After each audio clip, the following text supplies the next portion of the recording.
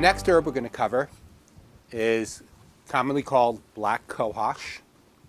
Its current scientific name is Actaea racemosa. Its former name was Simicifuga racemosa. Botanical names change as people get better understandings of the plants and do DNA evidence, and there's all kinds of reasons. So I'm going to be talking about black cohosh, Actaea racemosa. The family is the buttercup family, and while the name buttercup sounds pretty benign, the buttercup family, the Ranunculaceae, is actually probably one of the families you don't ever want to eat anything in it.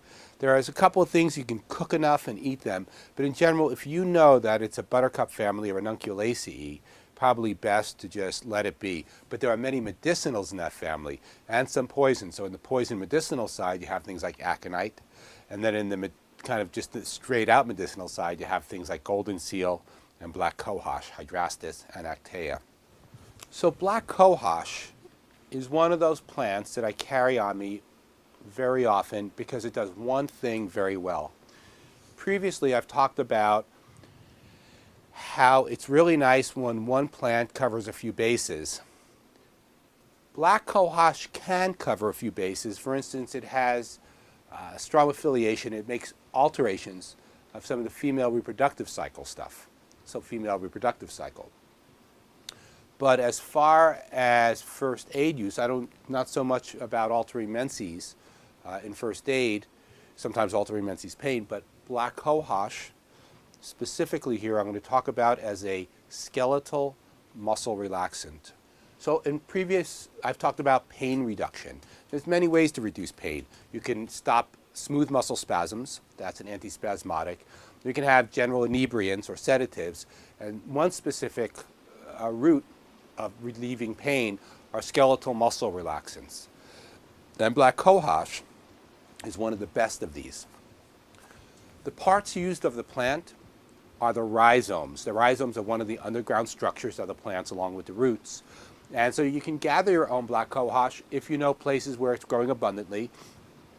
And in some places in the southeast United States, if you're just gathering for personal use, there are a lot of places where you can gather black cohosh for medicine, the rhizome.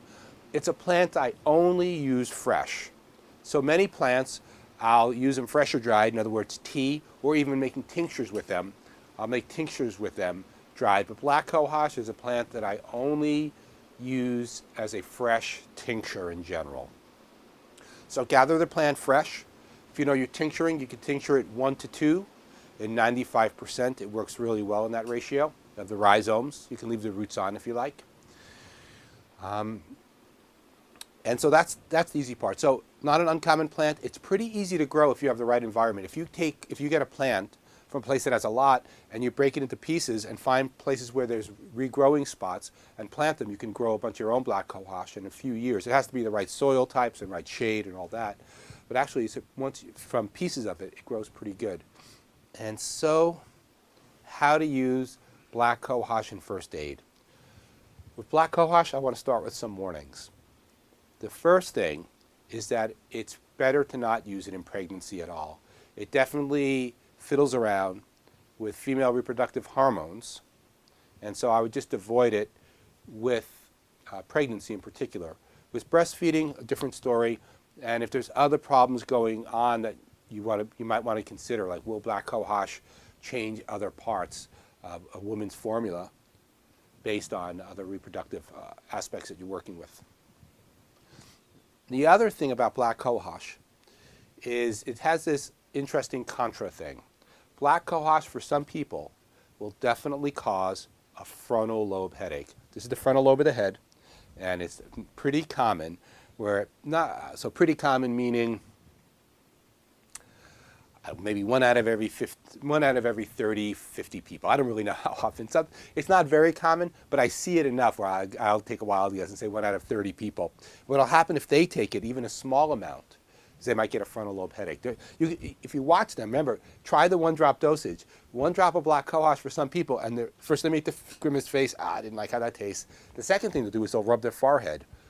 That's because black cohosh might be causing a frontal lobe headache. just to say the other part of it, for some people, black cohosh really helps frontal lobe headaches, which makes sense. I mean, it basically is doing something chemically, neuronically is not really a word, but it's doing something with the tissue in your frontal lobe. So for some people, it'll create a headache. For some people with frontal lobe headaches, it will help it. But if the black cohosh creates the frontal lobe headache, it will just make it worse if you give more. So those are my warnings. Caution with pregnancy. Just be careful the person doesn't get a frontal lobe headache. And it's just a pretty strong tasting plant in general.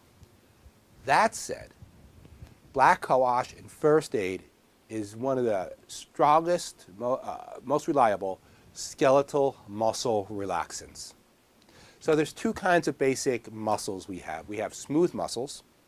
Smooth muscles are often called involuntary muscles. All the parts of your GI tract and parts of your lungs and parts of your reproductive system that you never give a thought to, but they're muscular and they still do stuff. They still make action. They still move. Your skeletal muscles are basically those muscles that you have voluntary control of. Your hands and arms and legs, and notably, your back.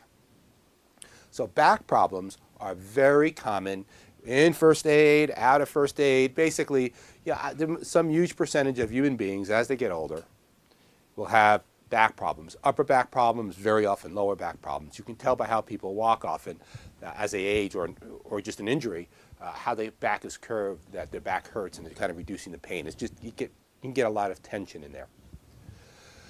So black cohosh, for some people, works really well in first aid situations for back pain, skeletal muscle back pain. It's better, I find it better if it's not a chronic long-term problem. So somebody comes in and says, my back always hurts. Often massage, acupuncture, and herbs and oils and compresses for long-term back pain. For short-term back pain, sometimes black cohosh by itself will work really well. So basically, someone will come in, and so it's the classic back thing. They come in and they're kind of grimacing, and they're holding the lower back, one piece of the lower back or another, and walking in.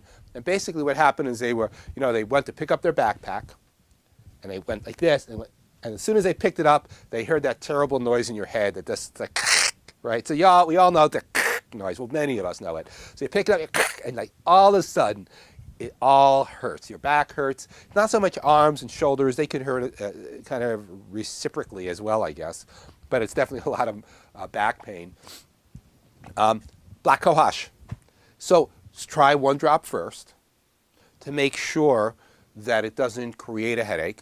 If they don't get a headache from 1 or 2 drops, they're probably not going to get a headache. Black cohosh is a medium dose herb. So generally I start pretty small, 5 to 10 drops, and see how that goes. And then increase it to see if I can get a better reaction. So let's say I give the person 10 drops, half dropper full. Half dropper full is about 15 drops. And a 1 ounce pipette, and a 1 ounce little pipe. The rubber drop, there's the rubber, the plastic, and the glass thing. The glass thing is called a pipette.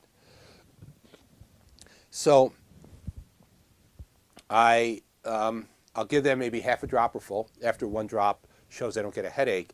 Now sometimes it'll help a little. Then if it helps, I'll just give another half dropper full. And usually with black cohosh, I give half dropper fulls until it stops having any effect. So it's pretty good that way. I mean, not that many herbs are that helpful for a skeletal muscle pain. If you have chronic skeletal muscle pain, back pain for instance, black cohosh is definitely worth a try anyway, as long as once again you're not pregnant or some other reproductive structure problem that black cohosh would contraindicate. But in general, really pregnancy is the big one, and the frontal lobe headaches. So I carry it with me a lot because lots of people in festivals and just daily life and sporting events, all these situations and just daily life, a lot of people get that noise in their back, and black cohosh can be pretty helpful.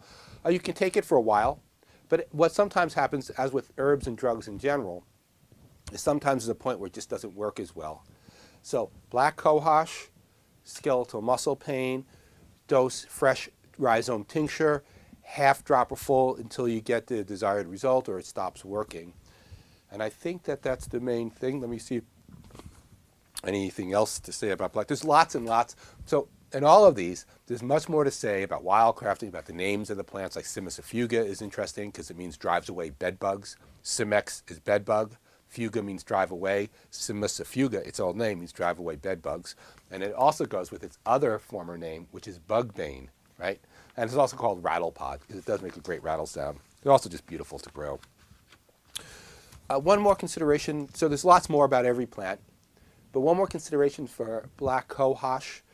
If you're going to make a formula, a nice skeletal muscle formula that you can just carry and have a few herbs together is black cohosh, pedicularis, which we'll cover later, and skullcap in equal proportions. So equal parts skullcap, Scutellarius species, pedicularis species, and Actaea racemosa, or black cohosh.